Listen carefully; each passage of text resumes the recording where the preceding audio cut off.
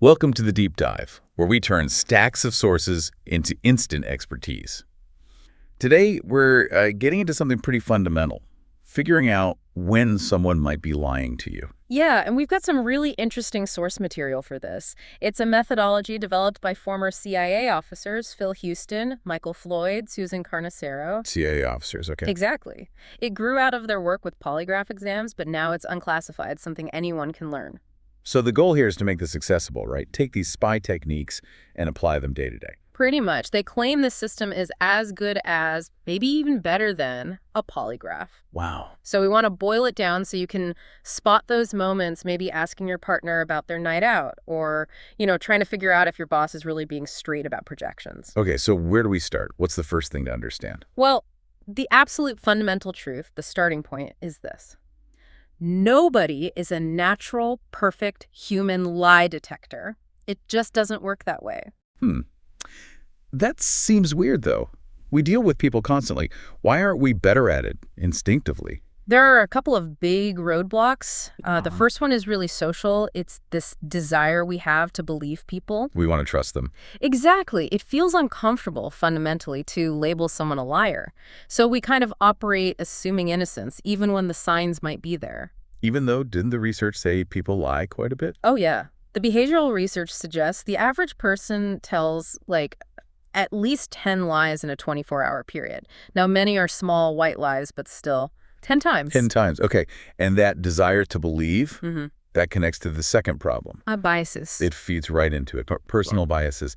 And there's this really stark story in the source material about Phil Houston himself. What happened? He was interviewing a foreign asset, codenamed Omar. This guy was trusted for 20 years.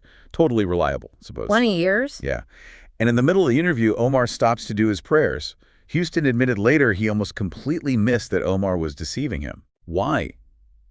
What bias was playing in? His own bias. He wanted an easy interview, and he respected Omar's faith, his devotion shown through the prayers. It made him lower his guard. He was looking for confirmation of trustworthiness, basically. Precisely. His bias was filtering everything. It was only when he forced himself to step back, ignore the context, the long relationship, the prayers, and just stick to the system. Then he caught it. That's when he realized Omar had been a double agent the entire time. Yeah. 20 years. So if you don't consciously manage your bias, it just sabotages your ability to see clearly. Okay, so manage the bias. But what about just trying to watch everything? Every little twitch or crossed arm. Yeah, that leads to the next trap. The authors call it the human vacuum cleaner approach. Human vacuum cleaner. Yeah, you try to suck in all the data, folded arms, fidgeting, looking away, everything. But folded arms could just mean the person's cold, right? Or fidgeting might just be nerves. Exactly. You get totally swamped with information. It's like trying to drink from a fire hose, they say. You end up just guessing what means what, and that's useless. So we need a filter, a system. Okay, let's get into this methodology then. You said it has, a core principle and 2 guidelines. That's right. A core strategy and 2 filtering guidelines. And the core strategy is, it's pretty paradoxical. Okay. Here it is. If you want to know if someone's lying, you have to actively ignore the truthful behavior they offer up. Don't process it. Wait, ignore the truth. How does that work? That sounds risky. Don't we want to be fair? It sounds risky, but think about why a deceptive person might use truth. They often use it as a shield. It's what the authors call a convince versus convey strategy. Convince versus convey. Right. Instead of just conveying facts relevant to the question, they try to convince you of their good character by offering up unrelated truths, like the example of Ronald. What did Ronald do? He was accused of stealing $40. When they asked him about it, he didn't answer directly. Instead, he immediately started talking truthfully about how he had a trunk full of Bibles he was delivering for his church. Okay, that's a pretty strong deflection. Bibles. How do you not get swayed by that? You have to consciously recognize it for what it is. Truthful but irrelevant noise. The Bibles are real, sure, but that doesn't answer the question. Did you steal the money? The system makes you park that truthful, influencing statement to the side and focus only on what addresses the actual issue. Got it. Filter out the truthful but irrelevant stuff. So what are the filters? The guidelines? Okay, guideline 1 is all about timing. It's super strict. Now strict. The first sign of potential deception, verbal or nonverbal, has to show up within the first 5 seconds after you ask the question. 5 seconds. Why so specific? Because the sources say our brains think way faster than we speak, like at least 10 times faster. If the reaction comes after 5 seconds, the brain's probably already moved on. It's likely thinking about something else, so that later reaction is just noise. Okay. So a twitch or a stammer 10 seconds later. Ignore it. Basically, yeah. It doesn't meet the timing criteria. And the second guideline, that helps avoid focusing on just one little thing. Exactly. That's clusters. You must see a cluster, meaning 2 or more deceptive indicators happening within that 5-second window. Not just one. Nope. Ignore single indicators. A single twitch, a single, could be anything, habit, nerves, distraction. Yeah. But when you see 2 or more things pop up together in that initial 5 seconds, That's the signal. that's when your confidence that you might be seeing deception goes way up. The more indicators in the cluster, the higher the confidence. And doing this requires a specific mindset. Yeah. Right? L squared. L squared mode, yeah. Look and listen simultaneously. You have to train yourself to actively watch and actively hear in that crucial 5-second burst right after the question. Most people tend to favor one or the other. So you ask, flip the L squared switch in your head, and hunt for that 2+ cluster within 5 seconds. That's the process. Okay, let's talk about what these clusters actually look like or sound like. Starting with the verbal stuff. The authors use the courtroom oath to frame lies. Right? Yeah, it's a neat way to think about it. The truth. That's the lie of commission, the outright bald-faced lie. The whole truth. That's a lie of omission, leaving crucial stuff out. And nothing but the truth. That's a lie of influence, trying to manage your perception, spin things. Okay, so focusing on omission and influence first. What's a common verbal sign? The big one is failure to answer, or using a nonspecific denial. This is huge. The person says something true, but it just dodges the question completely. Like the story of Pell Houston's son, Chris, right? Homework. Exactly. Asked if he had homework, Chris didn't say yes or no. He said, "We had a substitute today," which was true. But totally avoided the actual question. Precisely. Or think about Vice President Dick Cheney, back when he was asked if he used the F word on the Senate floor. He never directly denied it. He talked around it. When the direct answer isn't good for them, people often substitute a convenient truth instead. And that substitution leads to another tactic, the lie of influence you mentioned. Convincing statements. Yes, these are statements made purely to shape how you see them. They often pack an emotional punch. They're usually true or hard to argue with. But again, they don't actually address whether the person did the thing they're accused of. And 2 of these count as a cluster. Yeah, the authors rate them that highly.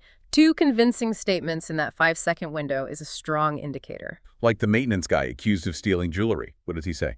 His response was classic. "Look, I've been doing this job for 20 years. I'm about to retire. Why on earth would I risk my pension for some stupid piece of jewelry?" That sounds pretty convincing, actually. It's logical, emotional. It's very sensible, very reasonable, and it's a brilliant influence tactic. Or, in a less dramatic setting, it's your coworker saying, "Man, I just spent 3 hours finishing that report you needed." Which is true. But they're saying it right when you're about to ask why they missed the morning meeting. Exactly. Using a truth to deflect. Sometimes, though, the influence isn't about convincing. It's about attacking. Right. Attack behavior. That's another strong verbal sign. If someone lashes out at you, the questioner questions your motives, insults you, makes threats, it suggests they feel cornered by the question. Like Jeffrey Skilling, the Enron CEO. Yeah, famously called an analyst an asshole on an earnings call when the analyst was digging into their weird finances. Or Congressman Anthony Weiner attacking reporters. Perfect example. Calling them rude or jackass, trying to shift the spotlight, make the questioner the bad guy instead of addressing the actual issue. Yeah. The more cornered they feel, often the sharper the attack. That's part of the cluster. Okay, so we've got the verbal side, dodging, convincing, attacking. But you said L squared is look and listen. What are we looking for visually in those first 5 seconds? Since, 2/3 of communication is nonverbal? Yeah, a huge chunk is nonverbal. But we have to be careful, look for real physiological tells, not just like cultural myths about body language. So not just folded arms. Definitely not just folded arms. The classic, reliable nonverbal indicator is hand-to-face activity. Like what? Biting the lip, licking the lips suddenly, pulling at an ear, rubbing the face, that kind of stuff. And it's physiological, not just psychological. Okay, what's the science there? It ties back to anxiety triggering the fight or flight response, Right. the autonomic nervous system. Adrenaline and all that. Yeah. When that system kicks in, it prepares the body for action by sending blood to the big muscles and vital organs. Okay, so where does that blood come from? It gets pulled away from areas less critical for immediate survival, like the extremities and, importantly, the face. Hmm. The capillaries in those areas get slightly irritated when the blood flow changes. Ah, so that causes itching or a cold feeling. Exactly. And that prompts the person to subconsciously touch or rub their face, lick their lips, fiddle with their ear. It's a physical reaction to the stress of potential deception. That counts towards your cluster. Fascinating. Okay, next category sounds really intriguing. Unintended messages, like the truth slipping out. Kind of, yeah. It's the truth and the lie. You have to listen really literally to what the person says, even when they think they're being deceptive. Like the CEO, Sanjay Kumar, with the accounting fraud. Yes. Under pressure, he defended his company's practices by saying their new model involved a new way of selling and a new way of counting revenue. A new way of counting revenue. Bingo. He literally, maybe unintentionally, confessed to manipulating the numbers. Yeah. The hidden truth was right there in his carefully chosen words. Wow. And this literal listening applies to that famous punishment question, too. Absolutely. That question is designed to reveal their inner stance. You ask the person, so what do you think should happen to whoever did do this? And the theory is innocent people want justice. Generally, yes. An innocent person often suggests a fairly harsh, appropriate punishment. Throw the book at them. But a guilty person, well, they have a conflict. Because they'd be sentencing themselves. Exactly. So they often suggest something oddly lenient, or they waffle or focus on rehabilitation instead of punishment. Like the father in the source material, the one accused of hurting his own baby. That was a powerful, disturbing example. When asked the punishment question, he didn't call for jail time. He said the person responsible needed some serious, serious help, maybe counseling.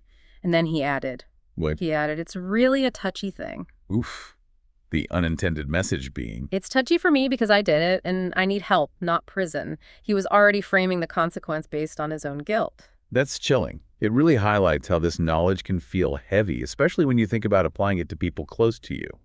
So bringing it all together for the listener, this model isn't magic, is it? It only works if you're actively using it. Precisely. It's not a superpower you just have. It's an active process. L-squared mode, timing, clusters. And maybe the most important takeaway is this. Spotting a cluster doesn't make you judge and jury. It just means, It just means you have more work to do. That's the phrase they use. like Ted, the officer who used the model on his wife. Yeah, she jokingly showed a cluster about a phone call, and he got really serious, asking the instructors, okay, what do I do now? And the answer was just, more work to do. Right. The cluster tells you where to dig deeper, ask more questions, gather more facts. It doesn't automatically mean guilt is confirmed. Okay. But what about the hardest lies? The lies of omission, stuff people just don't tell you. That seems toughest to spot with clusters. It is harder, definitely, because there's no specific statement or action to analyze if they just keep quiet about something crucial. That's where hidden facts can really bite you later. So is there a safety net for that? There is. It's the final tool in the kit, really, the catch-all question. Which is? Simple, but effective. What haven't I asked you that you think I should know about? Putting the onus back on them. Exactly. It forces them to either volunteer the withheld information, consciously lie by omission again, which is harder when directly prompted, or reveal something you hadn't even thought to ask about. And the examples of what this question uncovered were pretty wild, weren't they? Oh, yeah. It brought out the job applicant faking cancer just to keep his yacht club membership. Another one revealed a candidate who admitted to drugging his wife to indulge a foot fetish. Things you would never guess to ask about directly. Wow. Okay, so knowing the truth, even when it's uncomfortable or bizarre, is the goal, because it lets you make informed decisions. It gives you the real context you need to figure out your next step. So maybe think about that question. What haven't I asked you? What might you uncover? Thanks for diving deep with us today.